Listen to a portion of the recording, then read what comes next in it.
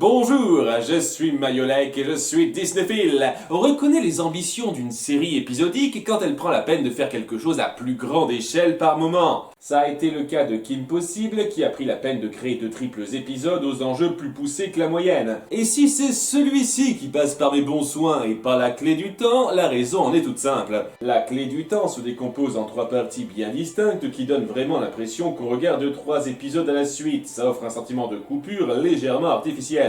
Tandis que Mission Cupidon s'enchaîne de façon parfaitement fluide d'une minute à l'autre et donne l'impression de voir un véritable téléfilm. C'est ce qui le rend digne d'avoir sa critique à part, en plus du fait d'avoir eu droit à une version longue. Et par longue, je veux dire qu'on le rallonge à peine d'1 minute avec 2 petites scènes supplémentaires inconséquentes. La trilogie du Seigneur des Anneaux peut aller se rhabiller. Avant de me lancer dans ce film, j'aimerais aborder un point qui lui ôte un tout petit peu de signification, l'ordre de diffusion. Oui, ça faisait longtemps. Mission Cupidon marque un tournant important dans le statu quo de la série qui aura grandement façonné la saison 4. Les soucis, c'est que ça a été diffusé en plein milieu de la saison 3. Il y a eu plusieurs épisodes après qui n'ont pas du tout pris en compte le changement de situation de cette histoire. Et c'est pas comme ça qu'on planifie bien les choses. On crée pas un tournant important quasi conclusif pour enchaîner après comme si rien ne s'était passé. Qui ferait un truc comme ça? Donc oui, ce triple épisode aurait gagné à être diffusé à la fin de la saison 3, néanmoins ça ne dit rien sur sa qualité intrinsèque, et c'est ce qu'on va voir tout de suite. En avant pour Mission Cupidon! Tant que Hercule n'est pas impliqué, ça m'ira.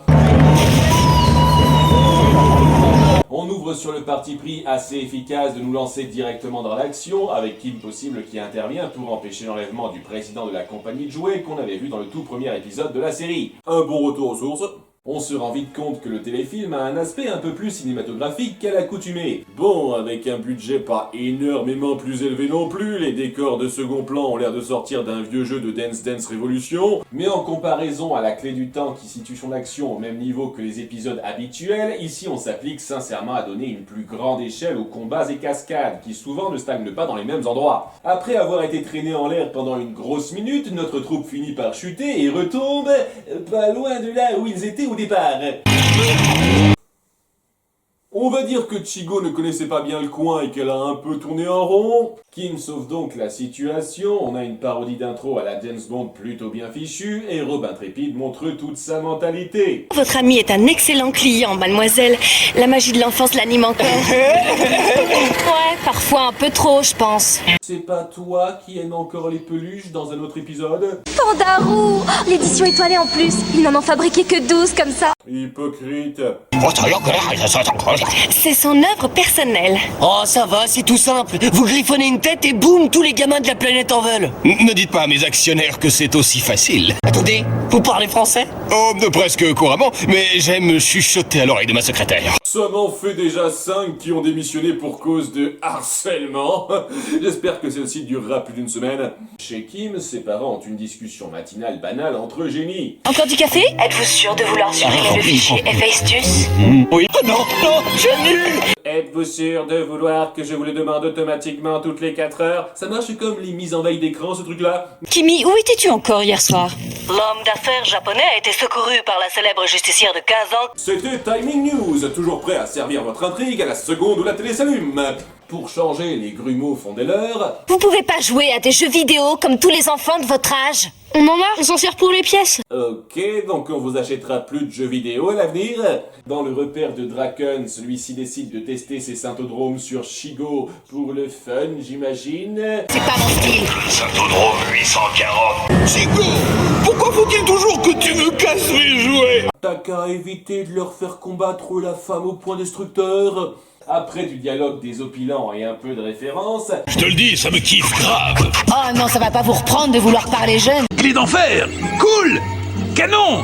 Nickel chrome. Classe. Bonnard. On repasse à Kim qui se fait rabaisser par Bonnie, la tyran de l'école, parce qu'elle n'a pas de cavalier pour le bal de fin d'année. C'est le bal. Le choix du cavalier est capital. Non, j'ai pas encore de cavalière. C'est un problème. Herc! Ce bal célèbre pour toujours ta place dans la hiérarchie sociale du cosmos! Je devrais pas avoir à faire autant de parallèles entre ces deux séries. Mais Robin a lui aussi sa crise du moment. Et la promotion soirée Nako est supprimée. Tu as supprimer la soirée d'Ako. C'est une de ces petites excentricités, on s'y fait vite. Nos deux méchants se rendent à un casino louche et Kiichigo, est-ce que t'as tous les modèles de vêtements qui suivent les mêmes couleurs? Ça doit coûter une blinde en confection détail. Nos héros, que Wallace a mis au courant, se rendent à l'endroit via des eaux qui ont l'air vachement usés, mais ça doit juste être moi vu qu'ils ne se font pas remarquer par l'odeur, tandis que Kim met un déguisement convaincant et Robin, une tenue qui lui correspond plus. Bah quoi, c'était à mon père pour son bal de fin d'année? Si quelqu'un sait à quoi ressemble ton acolyte, Kim, vous allez tout de suite vous faire repérer. Mais malgré ça, ce n'est pas lui qui casse sa couverture, mais elle. Comme quoi, c'était bien la peine de se faire chier. C'est un passage plutôt fun en termes d'action et de comédie, mais j'avoue que sa raison d'être est un peu forcée. Car Draken s'est rendu ici juste pour trouver un expert en cybertronique pour son plan. Le docteur James Timothy Possible. Notre monde est tout petit. Oh, quelle ironie! Vous êtes des rivaux de jeunesse, tu devrais pas déjà un peu suivre ses projets? Il s'enfuit bien entendu et Kim continue d'avoir le blues avec son problème de balle. Maman, voilà, Bonnie sort avec Brick et en fait tout un plat. Elle ne parle que des garçons, du bal de fin d'année, du top de la liste et moi je me retrouve avec Robin. Tu sais, si ça t'embête tant que ça, t'es pas forcé d'y aller.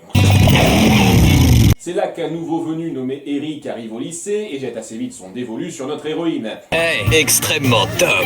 D'accord, alors écoute-moi, ne me reparle jamais d'elle comme ça, t'entends? D'accord? D'accord? Comment oses-tu dire qu'elle est top, espèce de pervers?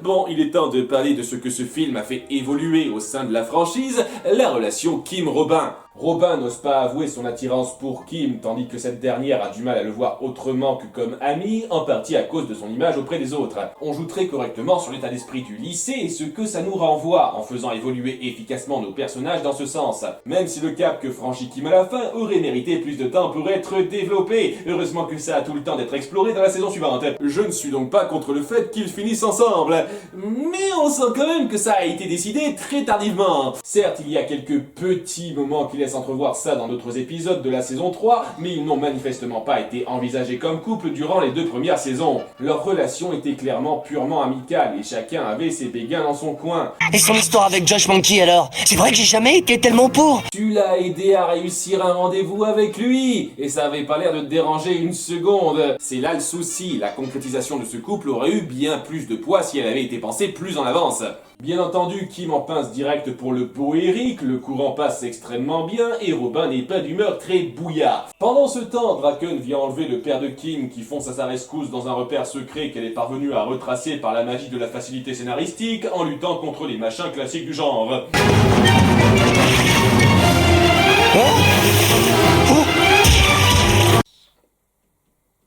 Pas la peine de chercher, il existe forcément une parodie hentai de ça. De façon très pratique, papa ne se souvient pas des infos que Draken lui a soutirées. Que t'as fait Draken? J'en ai aucune idée. Même s'il devrait quand même avoir de gros doutes vu qu'il a effacé les données de son dernier gros projet en date. Êtes-vous sûr de vouloir supprimer le fichier Hephaestus? Oui. C'est un génie, mais pas pour les déductions. Les préparations pour le bal se poursuivent tandis que Robin fait son Robin. Quoi? Rentre. Qu'est-ce qu'il y a? Sois pas choqué comme ça, Kim, tu le vois tout le temps en caleçon. Et au passage, c'est moi ou cette cabine d'essayage n'en cache pas tant que ça? On a un aperçu du plan de Draken qui vise en partie à vendre un nouveau jouet tendance via Bueno Nacho à tous les enfants du monde. Une chance que ça connaisse le succès comme ça du jour au lendemain, et que le président de la société de jouets de Pluto ne porte pas plainte pour plagiat. C'est l'un de mes personnages. Tout ceci ne rend pas Robin très joyeux. J'étais chez moi ici, je m'y sentais bien. Je perds tout ce qui faisait ma vie, tout ce que j'aimais, tout. Purée mec, t'étais pas aussi dramatique la fois où on t'a forcé à déménager en Norvège. Ça ne s'arrange pas pour lui quand Eric invite Kim au bal et qu'elle accepte. Il part donc noyer son chagrin dans la sauce tacos, malgré le fait qu'il en avait déjà pris à emporter dans la soirée. C'est un gros mangeur, qui injustement arrive à rester toujours maigre. Pourquoi il a fallu que je me remémore cet épisode? J'exige d'avoir des pailles qui se courbent. Et après une série d'événements assez marrants, il finit par comprendre que le docteur Draken détient Bueno Nacho et fomente un plan diabolique. Enfin, c'est comme d'hab pour cette partie-là. Il est donc poursuivi par les jouets démoniaques qui ne font pas très bien leur boulot vu qu'ils s'échappent en roulant en motocyclette et arrive à prévenir Kim qui confirme assez vite son histoire. C'est le projet Héphaïstus. Il utilise mon invention pour fabriquer ces choses. Oh, ça doit être pour ça qu'il m'a kidnappé, que ma mémoire a été effacée, et de même pour les données de mon dernier projet. Mieux vaut tard que jamais, vieux. C'est alors que Draken met partiellement son plan à exécution en faisant de tous les jouets de la ville des Transformers. Oh non! Tu sais combien de babysitting j'ai fait pour m'offrir cette robe? Presque autant que pour m'offrir celle-ci. La perruque était en cadeau. C'est donc la débandade de robots géants, et après moult moments d'action forte, notre héroïne neutralise le signal du coin. Félicitations, Kim Possible. Tu as déjà réussi à déjouer mes ignobles plans diaboliques. Sauf que je possède tous les autres Bueno Nacho du monde et tu ignores où est mon repère. Tu ne pourras pas m'empêcher de dominer le monde. Sauf si tu cherches l'endroit le plus évident. Il est loin le siège de Bueno Nacho, Wallace? À 150 km. Je suis pas un méchant très réfléchi. Comme Eric a été pris en otage, Kim y fonce et ce n'est qu'à 10 minutes de la fin qu'on fait la présentation des gadgets. C'est un brouilleur électromagnétique. Vous avez vraiment du retard sur votre schéma James Bond. Il tombe d'abord sur le ninja sumo. Je suis venu me venger. T'avais pas la même voix au début. Je suis fort comme un roi. Est-ce que t'as mué entre-temps? Quoi? Un conseil, ne parle pas. Avec ta voix de dessin animé, on te prend pas au sérieux. Ah, c'est toujours plaisant les petites touches d'humour méta. Après un peu plus de combats bien sentis, Kim retrouve enfin son chéri, mais... Eric! En fait, ici, je suis plus connu en tant que Saint-Audrone 901. Un synthodrome qui arrive à manger de la nourriture normalement. Est-ce que ça se mélange à la substance verdâtre qui compose 90% de votre corps? Bref, nos héros se font avoir.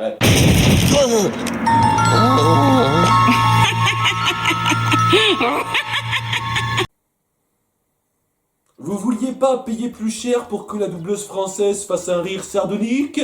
Punaise, tout le monde adore faire ça. Et après le petit moment de déprime syndicale, nos deux héros se font sauver par... Rufus? Rufus? Rufus! Vous savez, c'est pas la première fois que ça arrive, ça. Les méchants devraient vraiment prendre en compte le facteur topiné tondu depuis le temps. Et c'est une chance qu'on ait laissé leur gadget juste à côté. À nouveau, Draken, c'est pas exactement le méchant de l'année. Kim et Robin reviennent donc à la charge et après un moment d'action grandiose avec des éclairs... Parce que ça rajoute toujours un côté épique. Eric est vaincu et perd pied suite à une morsure de rongeur. Ces synthodromes sont plutôt fragiles en fait. Le signal général est détruit, les méchants sont arrêtés, Kim prend une uber pause dramatique. Ça fera un malheur dans le générique de la prochaine saison. Et nos deux tourtereaux se rendent au bal pour la scène que tout le monde attend. Après toutes ces années, La bisou, la bidou, la bidou, la bidou. Bouillard! C'est scénaristiquement assez discutable. Les facilités d'écriture et les grossièretés de mise en scène sont nombreuses et n'aident pas à en faire une histoire irréprochable. Mais, comme je l'ai dit précédemment, cette série n'a jamais vraiment brillé par ses scénarios. Ce qui fait sa force, c'est ses dialogues vifs et cocasses et son action palpitante. Et ce téléfilm sublime plutôt bien ses points forts. Enfin, plus particulièrement le deuxième. L'action atteint un pic jamais égalé dans la série, et si les dialogues font davantage mouche dans la clé du temps en termes de comédie, Mission Cupidon prend plus le temps d'étoffer nos deux héros centraux de façon très charmante. Si la série s'était terminée sur cette note, ça aurait été tout à fait satisfaisant. Mais on a eu une saison 4 qui a su rebondir correctement là-dessus et apporter une fin parfaitement valable. Kim Possible est une série qui suit une formule simple, mais qui le fait avec beaucoup de cœur et de dynamisme. C'est ce qui la rend assez culte et qui en fait une franchise qui vaut le détour. Il est un peu plus difficile d'en dire autant pour la franchise dont je m'occuperai durant les 2 prochains mois. C'était Mayolek, et n'oubliez pas d'être Disneyphile. dis pourquoi